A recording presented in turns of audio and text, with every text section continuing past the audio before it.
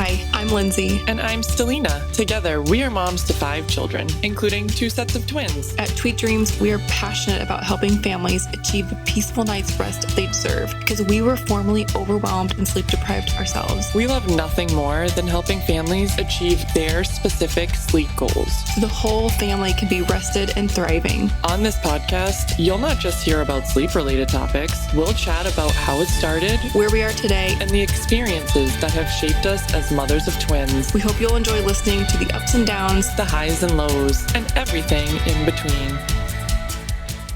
Hello, everybody. Welcome back to Twin Life with Tweet Dreams. It's our second episode. So if you haven't heard the first episode, please go back and listen. We talked all about becoming pregnant with twins. So there's definitely some really crazy stories to hear there. Hey, Stelina, welcome. Hi, Lindsay. How are you? I'm good. Excited to talk to you today about birth, right? So what comes after the pregnancy? Birth, as twin moms, it's definitely feels different, looks different than we may have thought it would. So I'm looking forward to you sharing your story with the twins, right? And even you have some stories to share about your singleton. I sure do. So I'll just jump right into it. Honestly, I feel like I remember these instances very vividly.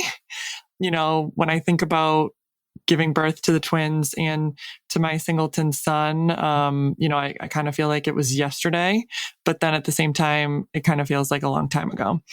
So with the twins, I always knew I was going to have a C-section. I was just happier to do it that way because I don't do well with uncertainty.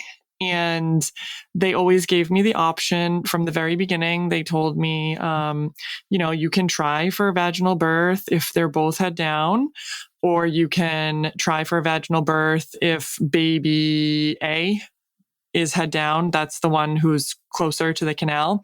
And then they can try to manually flip the other one. Mm-hmm. But I just said, you know what? Let's just schedule the C-section. Especially with twins, there is a chance that you could have a vaginal birth with one and a C-section with the other one. And I was just not about to do that. That is so not your personality, right? Oh, yeah. Oh my God. I was like, we're not doing that. I am a big planner. So I'm very type A for people who don't know me. So I was like, that's fine. We're just going to do the C-section. Especially with so much uncertainty with pregnancy in general, I feel like I've had some control knowing that I was going to be in an operating room. It was just manageable for me to do that. Mm-hmm. So I had a pretty uneventful pregnancy. You can go back and listen to episode 1, just a few minor things. Twin A had IUGR. That was nerve-wracking, but I had regular appointments and everything was going, pretty fine. I had a C-section scheduled at 37 weeks. And I think that's pretty standard for most twin pregnancies. I was going to go to the operating room at 37 weeks, but my twins had a different schedule. So I actually went into labor at 34 weeks and 2 days. I remember it was in the middle of the night, right around 3 a.m. I had not been feeling well that day, but honestly, at the end of pregnancy, especially a twin pregnancy, I feel like that was how I was supposed to feel in my head. I just wasn't feeling well. And I remember going to bed, and I usually have a little bit of like a bedtime snack, whether I'm pregnant or not. Be serious. Yeah, right. So, I remember I was nauseous and I was really thinking like, I'm going to eat this little bedtime snack cookie, but I held myself back because in my head, I was thinking, what if I go into labor tonight and I need to have a C-section and I know you're not supposed to eat before? Let me just hold off on the bedtime snack tonight, right? Maybe it was intuition. I don't know. So I wake up at 3 a.m. to use the restroom and I felt some water. Okay. I didn't know what your water breaking was supposed to feel like because I'd never been pregnant before, but I was pretty sure that was it. Yeah. When I woke up, my heart was beating very fast. I went to the restroom and I was like, oh no, this is not good. So I woke up my husband immediately and he just not like to be woken up. Right. So, and he was very tired. He had been traveling before. Let's be serious. I didn't feel that bad, but, good thing he was home, right? Oh, please. Yes. Good thing he was home. So I woke him up and I was like, look, listen, my water just broke. I think it broke. We need to go to the hospital. I was freaking out. And he was like, all right, calm down. I'm sure it's nothing. Like, why don't you just call the hospital so they can minimize your anxiety? You're probably just anxious about the whole thing, but I don't think it's your water. I was like, listen, I'm going to call them, but I think it's water. So I called them. The on-call called me right back. And she told me, okay, if it's your water breaking, it's going to continue. And if it was something else, pregnancy, it will not keep happening. So I'm like, okay, I'm talking to her on the phone and I was like, all right, I'll wait and see. But, and then on the phone, I was like, well, yeah, I'm going to come because it just keeps happening. So we go downstairs. I don't have a bag packed. Okay. Because we had just moved into our house 10 days prior. So I didn't have time to pack a hospital bag and we just left. I quickly got a couple of things. Like I think I brought a phone charger maybe, and that's it. Like my wallet, I think I brought for my insurance card. My husband got ready for work because he thought that he was just going to go to the hospital with me in the morning and then go to his job later because he thought it was going to be a false alarm. Yeah, please share the protein shake. Yes, I'm going to share. So, he didn't make breakfast, but he did make himself a protein shake, just so he would have that. He left it in the car because it was a false alarm, right? He was going to just have his protein shake on the way to work after this. And we get in there. It was great. There was nobody in the emergency room. I was like, I'm 34 weeks pregnant with twins. And they were like, all right, they just brought me to the room immediately. I feel like when you say you have twins, when you're pregnant or, at a hospital, you're kind of treated a little bit like royalty. And I can only say this because I was pregnant with twins and a singleton, and they definitely take twins more seriously. Any pregnant is serious. But, a twin pregnancy is high risk from the beginning. Right. So we went in the back and they hooked me up to the ultrasound machine. They found both heartbeats, thank goodness. And they were like, yeah, your water's broken 100%. I looked at my husband and I was like, all right, that's good that I was correct in this aspect. I wasn't going crazy. And baby B broke my water. She changed position. She became baby A. Okay. So she was on top. I didn't know that could happen. I mean, honestly, I did not know. Neither did I. So they're like, oh yeah, this baby is head down now because she was transverse, I think, the whole time. Or no, not transverse. She was the other way, like breech. She was breech, sorry. And now she's transverse. So I was like, what is going on here? It is like 5 o'clock in the morning. So they were like, yep, we're going to go talk to the doctor. We'll be right back. So I look at my husband and I'm like, yeah, I think it's happening today. And he's like, oh God, I'm really hungry. Do you think I have time to get my protein shake? And I was like, I didn't even have time to say anything. The doctor comes in and is like, okay, we're going to wheel you to the operating room. Like, put your scrubs on. Right, I guess you can't have your shake. Sorry, I'm starving too. I didn't have my bedtime snack. So they wheel me to the operating room. It was March 8th. I only mentioned this because it was International Women's Day. And I was in an operating room full of women, which was awesome. And I didn't even know what day it was. And a nurse was like, Stella, that's my legal name. Nobody calls me Stella. Everybody calls me Stelina. But the nurse said, oh, it's International Women's Day and we have an operating room full of women here and you're having twin girls. And I was like, amazing. Oh my God. This is awesome. Is your OB a woman? Yes, but it wasn't even my OB that delivered the babies. It was somebody who was on call who I loved. Nice. She was great. So yeah, they prepped me for the C-section. I was freaking out, of course, but they were so reassuring. The anesthesiologist was great. I was super nervous about like the spinal tap anesthesia they have to give you when you have a C-section, but it was really quick. If anybody has had a C-section listening to this before, it's a very interesting feeling. You just are numb all of a sudden. It's really weird. You can't move your legs and feet or anything from the waist down. They brought my husband in and honestly, it was so fast. Like the C-section is so fast. They ask you if you can feel when they're poking you. I couldn't feel anything. Then honestly, this is the part that I don't like. It sounds kind of like a chainsaw or like some knife of some sort is like cutting you open. You can hear the tools that they're using, right? But you can't feel anything. So it's just like, I'm just trying to like look at my husband and the anesthesiologist, and they're like, okay, everything looks good. We're getting baby A soon. They get baby A, they like lift her up. I see her for like a second. I'm like, oh my God, hi. And then they like bring her, to the little incubator thing, because I should have mentioned before, because they were preterm, the NICU team is automatically in the operating room. And there are so many people in the operating room, which I had never had a C-section, so I thought this was like standard, but there was like 50 people in there, and usually there's not. Don't quote me on 50, but it was a lot of people. So they bring her over and they're like, all right, we're getting baby B. So they just get baby B out. They take her out. She looks a little blue. I don't think she was ready. She probably would have stayed a little bit longer. Immediately bring her to the incubator. She needed a CPAP, which is like a little breathing device.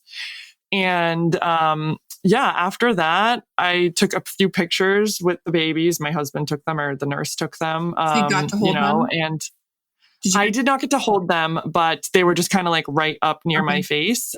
We did one picture with one baby, one picture with the other baby, because one baby needed a CPAP. So they kind of made that really quick.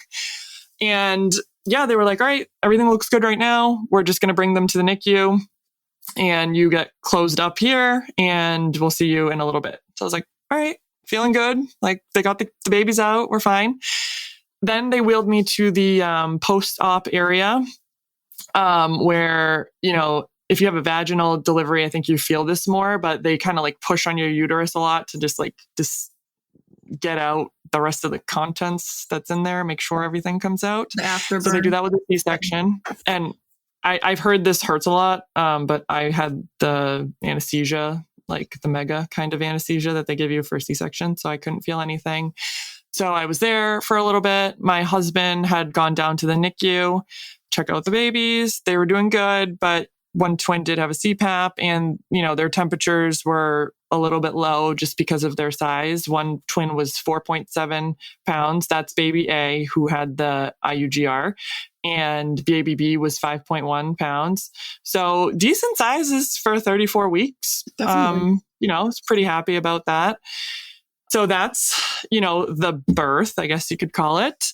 And then after that, I was wheeled up to my recovery room, and I didn't get to go to the NICU for a few hours after that. So I was kind of like by myself with my husband. He went to go get some food because he didn't get to have his protein shake. I got to have some food. I was feeling pretty good because that anesthesia is still in you. So I was like, oh, okay. I'm like, fine. I'm in a little bit of pain, but it's not that bad. I was able to go to the NICU, see the kids, talk to the nurses that were taking care of them, all super nice. And that's basically what I did for the 3 days that I stayed there. So I would go back up to my room, try to rest, and then I would go down to the NICU. A nurse or somebody would wheel me down to the NICU. I tried to walk there, on day 2. The NICU in this hospital was kind of far from where my room was. So it was a good opportunity for me to like get up and walk. The thing I will say about the C-section experience that I didn't know before was that I experienced some terrible gas pains that I didn't know I would experience. And what I mean by this is on day 2, I believe, I started having really bad chest and back pain. I remember my mom was actually with me at this point, and I told her, I was like, wow, it's really like bothering me when I breathe. My back is really hurting me. I was like, am I having a heart attack? Like, what is going on here? And they told me it's actually gas pain that traveled all the way up. When they opened me up, the air got in, and it's excruciating pain. When I tell you, honestly, I'm not exaggerating. That pain was worse than the incision pain. It was really bad. How long did it last? Oh, it was terrible. I took some painkillers for, I want to say 1 or 2 days. I took the strong stuff just because I was trying to be a warrior and not take the strong stuff. And then a nurse just came up to me and was like, listen, this is what this medication is here for. Mm-hmm. Please take this medication for its use.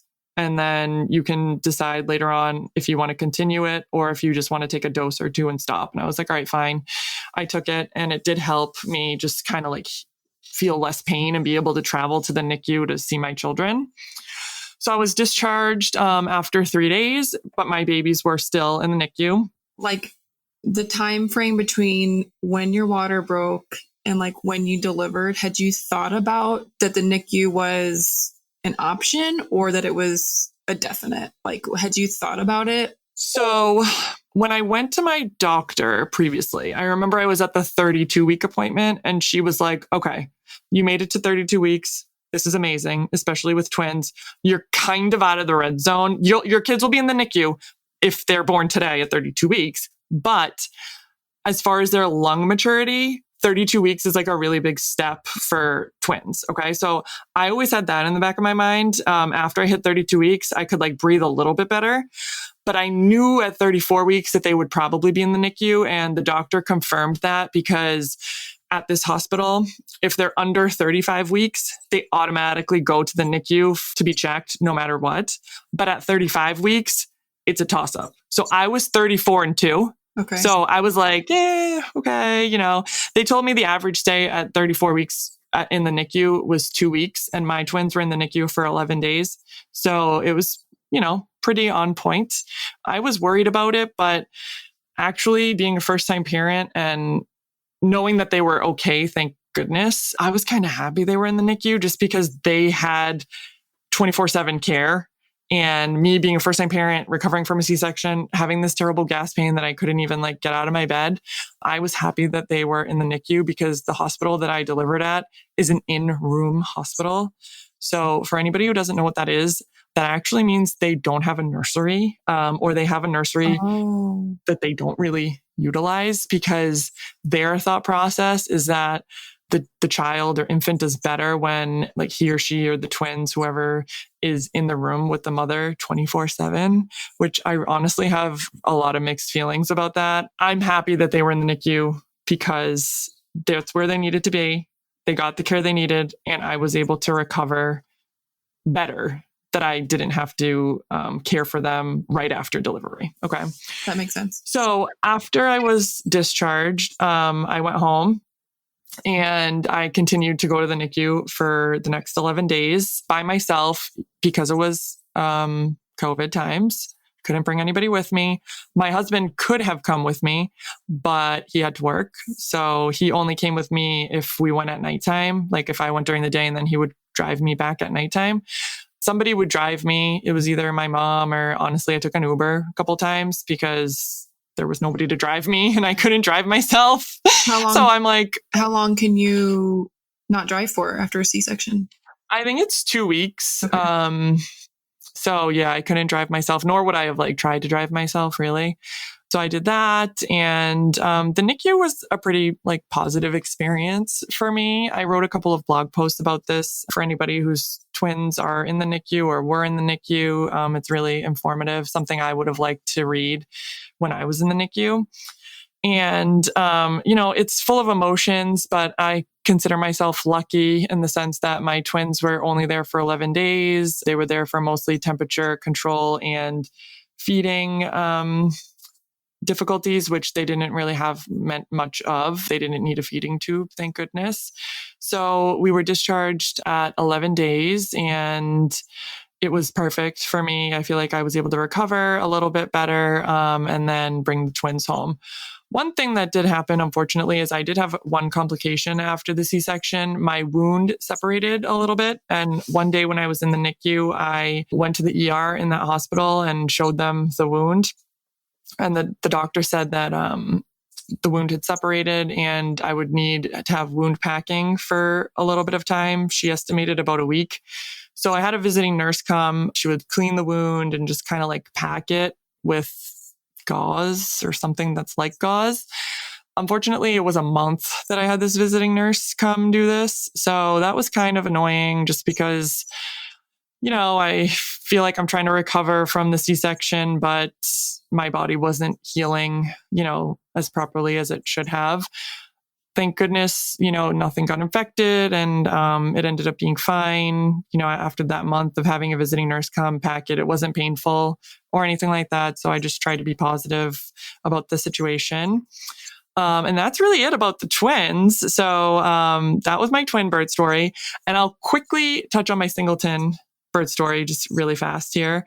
17 months later, I got pregnant, or I had a baby 17 months later. I got pregnant about 8 months later. Oh my goodness. So it was a shock. Definitely not planned, but welcomed. So that birth experience was much different. I went into labor again prematurely at 36 weeks this time, 36 weeks, 0 days. So just 10 days after the twins. I had contractions at home for this pregnancy, which I did not experience with the twins. So I didn't know what that felt like. I'm very happy I didn't know what that felt like because it was very painful. And I didn't like it because I don't do well with pain. So I went to the ER after having contractions for a few hours. I waited in the ER for a very long time, which I did not experience with the twins. Like I said before, when you go into hospital and you're like, I'm pregnant with twins, they all right, you're first in line. Exactly. And I walked into the hospital this time and I was like, I'm pregnant and it's 36 weeks. And they were like, okay, take a ticket. Wait, no. All right, never mind. So finally I was seen and my contractions were getting really, really bad. I was seen and the baby was having decelerations. I was back and forth on if I would try for a VBAC. I was leaning C-section because again, I like, to know what's going on, but all my kids like to come early. So they like to kind of surprise me. I couldn't have even tried for a VBAC because he was having decelerations and they brought me straight up to the operating room right when they found that out. It was very, very, very scary. They did not find the heartbeat before they brought me up. So I was very scared. They found the heartbeat once we got into the operating room. They did the surgery very fast. Much more complicated surgery because I had a lot of scar tissue from the twins C-section, which nobody would know that, of course. So it was very, very complicated surgery. It took much longer than it should have taken. I felt like it was taking longer because I had just done this 17 months before, and it was very vivid in my mind. So I was even asking the surgeon, who was not my doctor again, why it was taking so long. I'm like the worst patient ever. And he was telling me there's a lot of scar tissue here. Things are kind of not where they're supposed to be in here right now. Like, just try to relax. And I'm like, yeah, okay, I can't relax. Just take my baby out. They got him out because of all the scar tissue. That's why he came early, probably. All the scar tissue was, putting pressure on him. Interesting. And that's probably why he was having decelerations too, because there's so much scar tissue.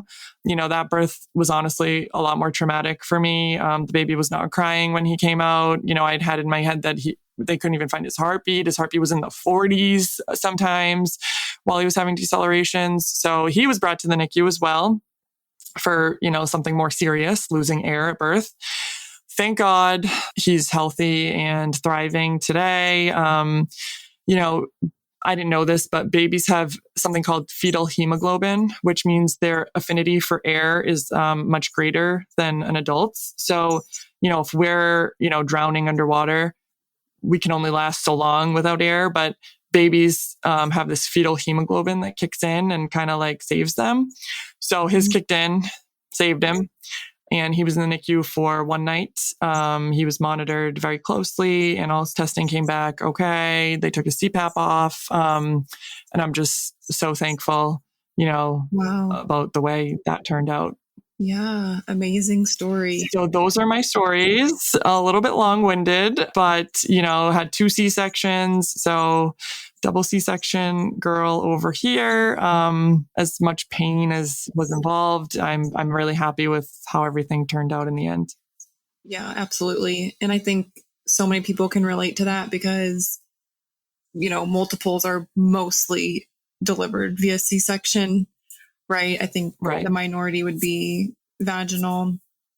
But I'm really glad that we can share both perspectives, right? So am I. Right? Which I think is really cool.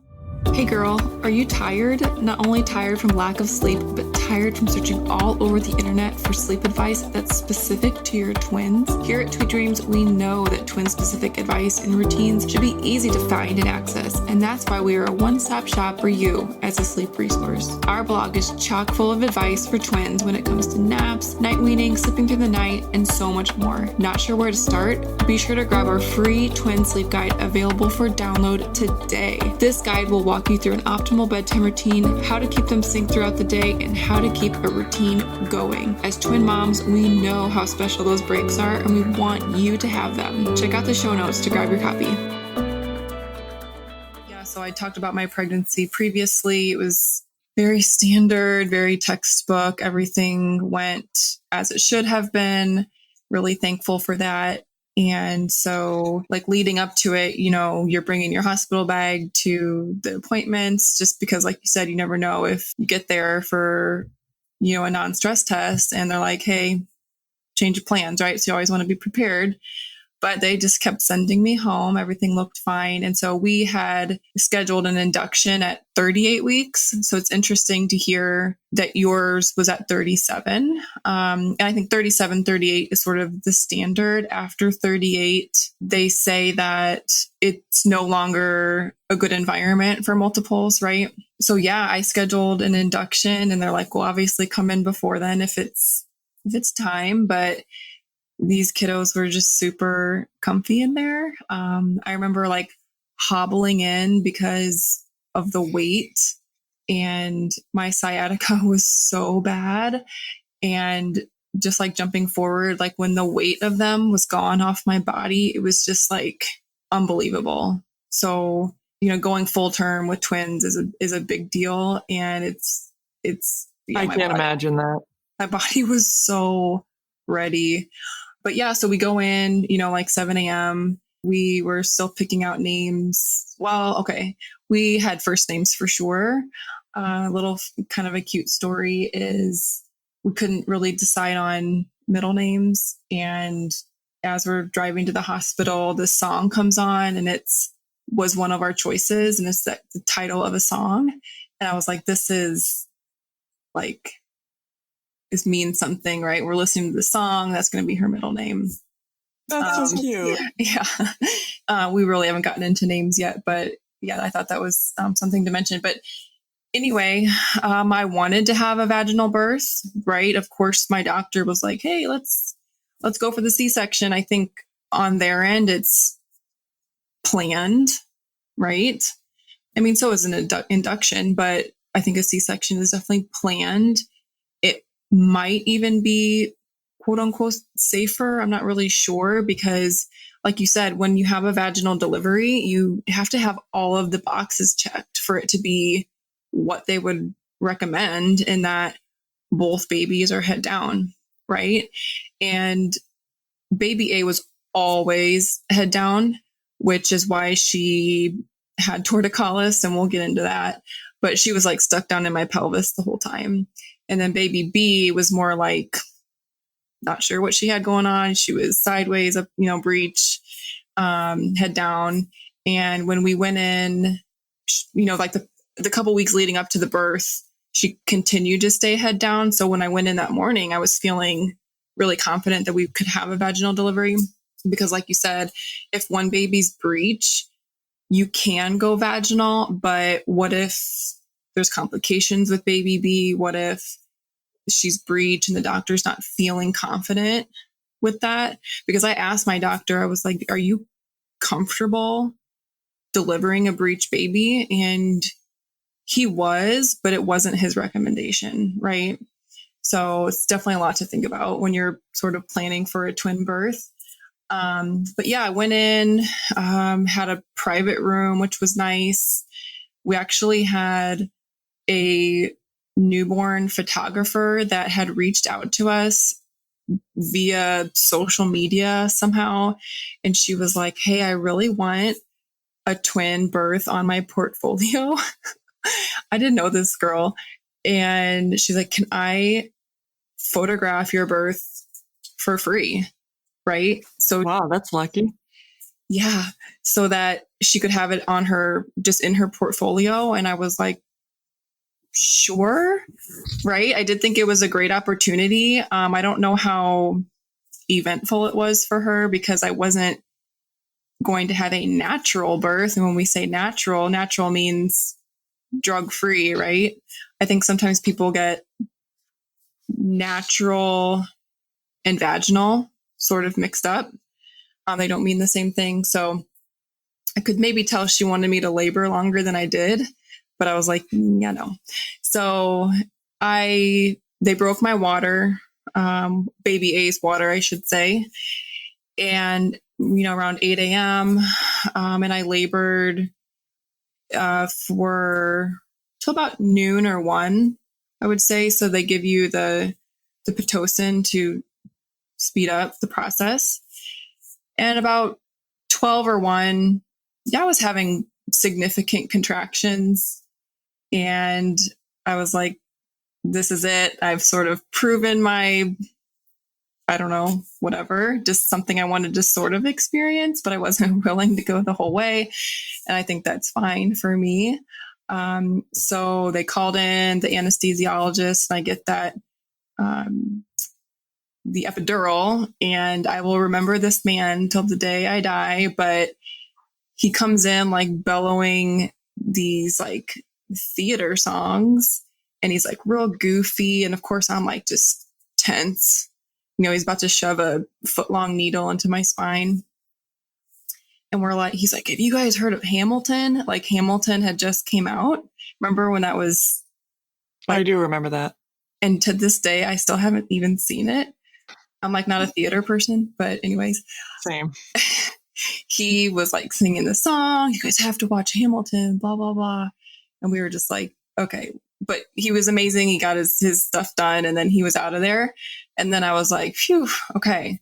Like, obviously I felt relaxed. I laid on a peanut ball. I don't know if you know what a peanut ball is, but it's like yes, I do. Birthing ball, but shaped like a peanut. So I do feel like it did something for me, and that you lay on your side and it's in between your legs, sort of just kind of like opens everything up. So I always, recommend the peanut ball to everyone, because I do feel like it sped up my labor.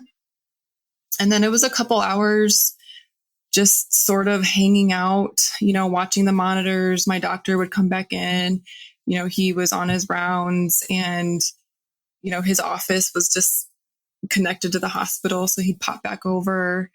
And we had the best nurse, and she was pregnant. Okay. And like, she was newly pregnant. She couldn't believe, that I was having twins, and she was so excited for me. And so I labored from like 7, and she got off at 7. So a 12-hour shift, right? They finally came in at, I'm going to say 5:45 p.m. And he checked me one more time, and he's like, we're ready. We're going to go push. Right. So they take me to an operating room. Even though I'm doing it vaginal, they're going to have me in an operating room because there's multiples. And like you said, you go in there and there's literally 100 people in there. It's like an audience. Yeah. I thought they were just all there to see me. I was like, hi, what's up, guys? Like, I didn't know there was going to be so many people in here. Did you? I really didn't. Honestly, I didn't either. And, I was just like, okay, like it sort of made me nervous. I didn't really understand why there were that many people in there, but part of it, I think, was the NICU team as well, because even though they were full term, 38 weeks, they're going to be present because it's technically not a term baby. So, yeah, that was 5:45, I pushed, and they were born at 6:20 and 6:28. So very little time. Good for you. Yeah. 45 minutes ish of actual pushing. And they were there, and it was unbelievable. And, I got to, I think, only hold baby B, and I don't really remember why, but they did put her on my chest for like a second. And then they're just over there, and they're like, doing their thing with the babies in the isolates. or like the little cribs. And I remember laying there, and it's like so surreal. And I'm like, what are they doing? Cause like I'm still in the stirrups. I'm still spread wide open, I'm like, what? And I realized that he had given me an episiotomy. So he basically cut me because it's better to be cut than be torn, to be honest. And who knows what's better? Yeah. I was like, okay, I'm happy with this decision. And he was actually teaching a resident on how to stitch me up. So yeah, I would have been like, no, not today. I'm struggle in that department, speaking up for myself. So I just laid there and let it happen, which was fine. Like, I trust him completely, but it was a learning experience. And, I think some of these people in the room were happy to see a vaginal twin delivery. Right. So at least I could contribute that way. But yeah, they wrapped him up, put him in my arms, and we were back in the room. And it was so amazing because this nurse got to see it. Like, it was like the 11th hour of her shift, and she got to see it. And she actually had already written me a note that said, that you guys have been such an amazing couple. It was so nice to take care of you today. Good luck with the delivery. Like, she didn't think that she was going to make it. And so it just really like touched my heart that, people in the nursing field really do like care about their patients. And yeah, like it's very short and sweet. I'm glad that I can contribute to this conversation with my story about how, if you want a vaginal delivery, you can go for it. And I always thought that I wanted that, and it happened, right? With the Pitocin, or not the Pitocin, but the epidural. I don't know if you felt this way, but I had a lot of effects from it, meaning I was very, very shaky and just felt really weird I had tremors almost, which was really hard. I did have that. You did? Okay. I did have that. It's all the hormones too. They said just a large drop of hormones all at once. Once you deliver the babies, that happened to me too. I remember just freezing, shivering. Yes. And they reassured me that was normal. Okay. Yeah, same. And within, I want to say 2 to 3 hours, they had me get up and walk to the bathroom. Like, it was tough. Right. And yeah, I mean, that's my story. They were able to come with me to my room. Thankfully, my hospital did have a nursery. And they all should. I mean, have you ever seen those pictures of like the 1940s or 50s where they like had the nursery would be like on the other side of the wall, and they would put the baby in like a little sort of like drawer, and it would go back over to the other side? Like, it sounds made up. I think I've seen a movie like that. Yeah. I'm like, did that really happen? Because I don't know. It wasn't like this, but I think it was more commonplace, definitely, for the baby to be with a nursing team versus staying with the mother. But everybody's got their reasons why they do one thing or the other. I was feeling super overwhelmed, right? Of everything that had just happened, my own physical transformation, and just thinking like my mental health, and we'll get into that. But I felt it was a blessing to be able to give them back to the nursery for a short period of time. But you better believe they were knocking on my door every 2 to 3 hours because I was breastfeeding. So it's not like they were gone for too long. But we went home in less than 48 hours, which I felt was very, very quick.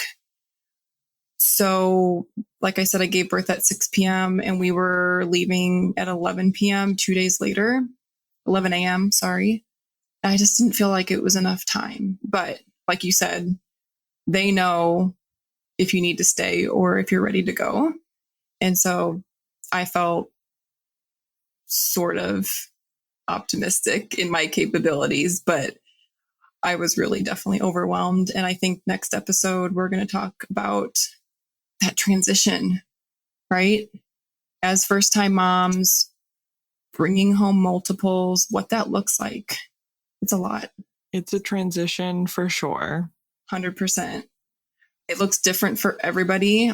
And I'm glad we can touch on that because it's different than bringing home one. And I will definitely look forward to hearing how your transition with 2 versus 1 looked like for you. I'm excited to talk about that. Awesome. Well, thanks for sharing your stories today. I really appreciate that. I hope the listeners do too. And thank you guys for listening. We won't always be sharing all the nitty-gritty details of our life. I think it was just important to kind of establish how we got here, right? And how these experiences sort of have shaped how we are and who we are as twin moms. So we look forward to next episode. Thank you for joining me today, Stelina. Thank you, Lindsay. It was really exciting. So happy to hear about your birth story with the twins. Thanks. All right, we'll talk to you guys later. Bye. If you liked this episode and conversation, be sure to leave a review or rating. Share it with a friend on social media or a family member. It's our goal to reach as many parents of multiples and singletons alike. You're not alone in your parenting journey. If you'd like to hear about a specific topic or have an episode idea, please feel free to message us. We're here to help.